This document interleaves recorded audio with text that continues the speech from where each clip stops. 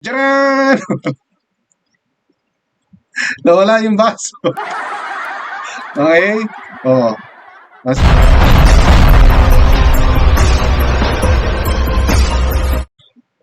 ayan. May bago na naman tayo picture na bubusisiin. May post na naman si Madam Lisa, no? Latest po to. Mga 2 hours ago, no? Siguro pagka-upload ko dito nito, baka mga 3 or 4 hours ago na. So, mainit-init pa. Konti pa lang yung nagko-comment. Pero may nakita na yung iba, no? May nakita na. But medyo konti ngayon, no? Siguro kasi masyado pang maaga. At ako wala pang masyado ring makita. So, ito po, wag niyo pong sitahin yung damit, no? Okay? Kung mapapansin niyo yung dati niyang upload, yung una din, no? Yung sa PICC, no? Renovation, no? Ng PICC. Yan na yung damit niya. Okay? Yan na yung damit niya. Okay? So, pwedeng mangyari ang meeting niya is, yung dalawang yan, ginawa niya ng isang araw. Okay? So, wag niyo na pong questionin yung damit. Maawa na kayo. And the plug is still the same. So, kaya pwedeng isang araw yan na ginawa. Ha? Okay, so, but bago po ako magsimula, welcome po sa aking channel. Kung bago pa lang po kayo sa aking channel, please don't forget to like, share, and subscribe na rin po and pakihit ng notification bell para maging aware kayo sa aking mga upcoming content. And comment, suggestion, or recommendation, leave it on our comment section. Uh, Matuto po tayo mag-fact check para hindi po tayo mabansag ng fake news. So katulad po ng gagawin natin ngayon dito kay Madam Lisa, First Lady, kasi nga nandirito na siya, na talagang yun yung pinipilit ng administrasyon, kaya laging may post. Okay? So, hindi pa rin convincing talaga eh. Hindi pa rin makumbinsi yung mga tao, no? Na nandirito talaga siya. Because until now, kung ito ay naganap ng isang araw lang, no? Itong i-turnover of donation of Vintage Grail to Feeding Metro Manila Foundation, no? Kung ito at saka yung kanilang pag meeting din sa renovation naman ng PICC, okay? So pwedeng isang araw lang 'tong mangyari. Ha? Kaya yung plug is malabo pa rin. So, okay, wag niyo na sitahin 'yon. Okay, siguro talagang that time hindi nila napansin na ganyan yung kulay ng bandera o ng watawat ng Pilipinas. And the damit also, na rin pansinin. Tulad ng sinasabi ko, paulit-ulit na ako ha, simula kanina, na yung damit na yan ay pwedeng isang ginamit niya for the whole days, no? For the whole days. Maaaring yung meeting ng isa, umaga, tapos ito hapon. We don't know. Okay? But it can happen. Okay? It can happen. Yun yung akin. Okay? So, ito pa, yung ibang mga picture. No? Ayan. Turnover ng pera. Cheque. Ayan. Cheque. Okay. May nakapansin dito, yung kamay. Ito. Itong portion na to. Kay Madam Lisa daw yan. Well, I think pwede. No? Pwede namang maging kamay niya yan. Then may nakapansin din dito sa medyo nakaangat daw yung paa. No? Parang na-edit. So, mukhang hindi naman. Para sa akin, no? Hindi naman siguro. Okay? So, ito yung mga comment ng iba. Basahin natin yung comment. Sabi nung ano, wait, hindi nyo makita, no? Ito, comment. Ayan. Ito yung comment. Another edited edition for today's post. Okay. Pinost to ngayon lang ha. Pero yung kaganapan is April 3. So mukhang late upload ito. No, late upload yan. Ayan ha, kita naman eh. April 3, 2025. Okay. 3,733,000. Okay, so Ano to, kasabay ito doon sa tulad ng sinasabi ko kanina. Okay? Bakit?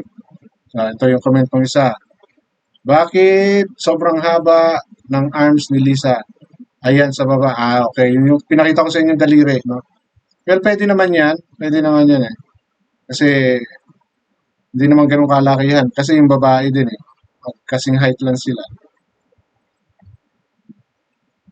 Kasi si Madam Lisa walang kakapitan sa gilid kaya sa ilalim siya humawak. Ay, yan yung paliwanag ko doon ha. You may deceive people, but you can never deceive God. All liars will face judgment, for nothing is hidden from Him. Try harder and keep on demeaning the people because your days are numbered. Okay? Wala naman masyadong wala masyadong napansin. Live na yan. Live naman yung hinahanap. Kahit noon pa man, di ba? Live talaga yung hinahanap natin. But they keep on posting. So, look, okay, let's see yung mga pinopost, di ba? So, let's not get tired of doing what is good. Sabi naman ng iba.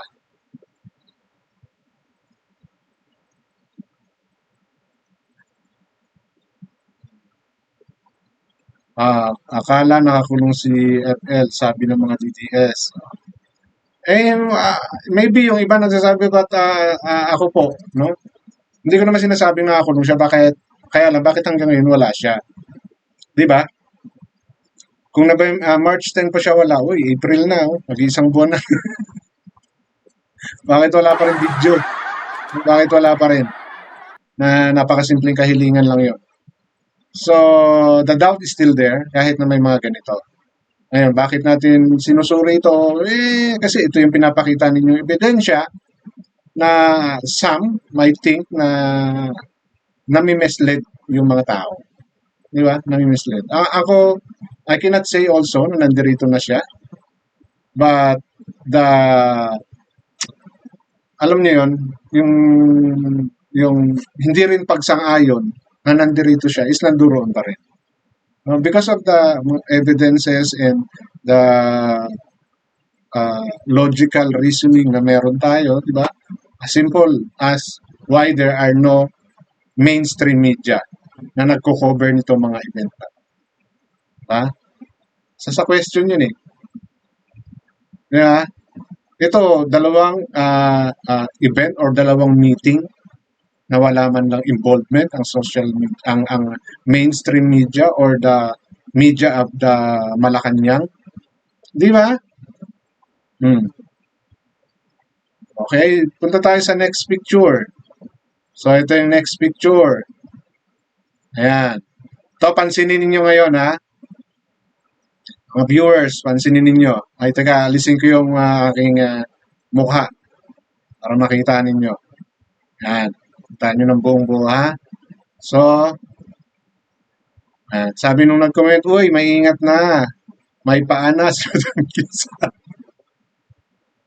Nagkaroon na raw ng ba si First Lady. Oo naman, ayan, sabihin nyo nga, wala, ayan, kompleto yan. May paa na ngayon si First Lady. No? May paa na yan. Ito, ayan. Yan, kompleto yan. May paa na yan. Pero ito lang yung pansinin nyo, ha?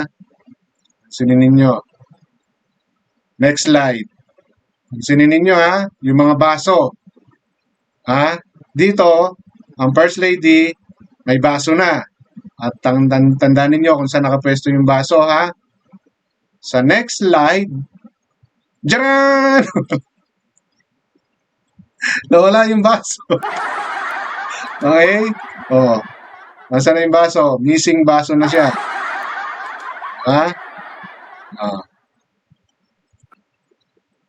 Well, madali naman sabihin yan. No? Madaling ipaliwanag yan. Pwedeng naubos na yung tubig niya at nilalagyan uli.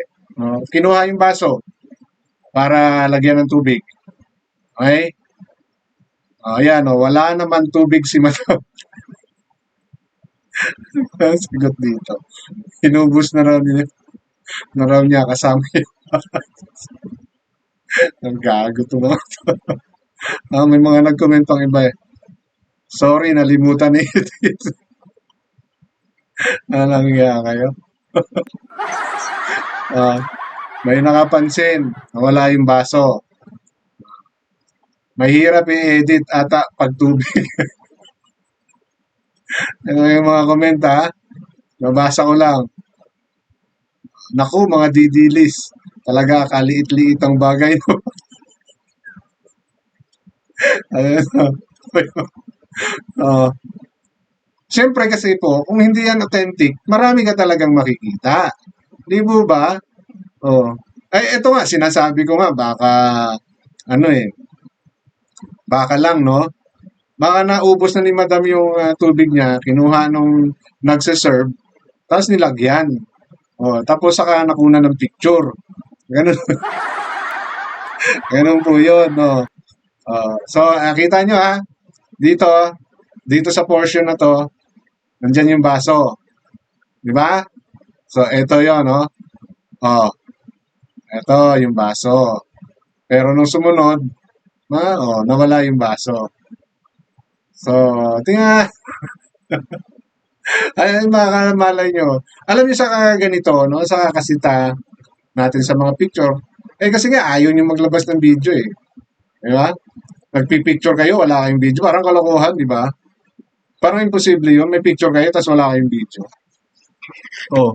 Kasi no lang naman, ano ba kahit na DSLR ngayon, pwede ka na mag-video eh. Oh. Kahit, imposible naman kung, cellphone. Di ba? So, nakakapag-picture kayo, wala kayong video.